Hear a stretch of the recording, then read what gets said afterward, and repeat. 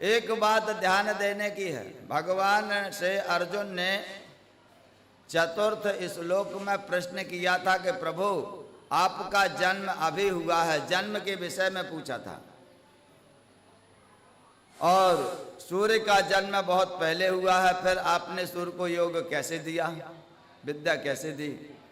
अर्थात अर्जुन ने केवल भगवान से जन्म के विषय में पूछा था, मगर भगवान यहाँ कर्म के विषय में भी, जन्म के विषय में भी बताए, अब कर्म के विषय में बताने लगे। भगवान कहते हैं जन्म कर्म च मे दिव्यम। अब इसको समझते हैं, भगवान के जन्म और कर्म, अर्थात भगवान का जन्म जो होता है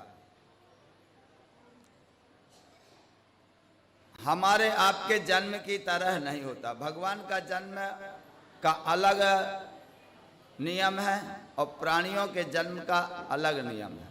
भगवान जब जन्म ग्रहण करते हैं तो भगवान का जन्म सर्वथा अजन्मा होने के कारण मृत्यु से अतीत होते हैं, मृत्यु से परे होते हैं।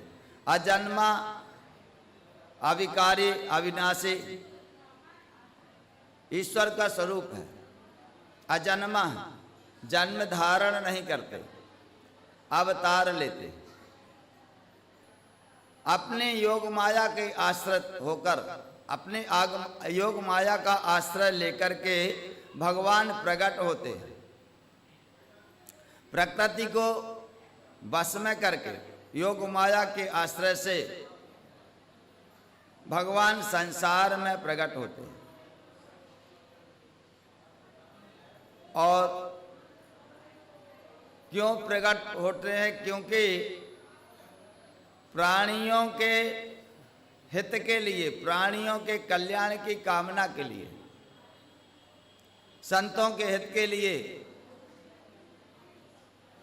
मनुष्यों के हित के लिए, उनकी रक्षा के लिए, उनके भय को दूर करने के लिए भगवान प्रकट होते हैं। अपनी इच्छा से मनुष्य का जीवों को जो जन्म होता है कर्म के बंधनों में पड़ करके होता है,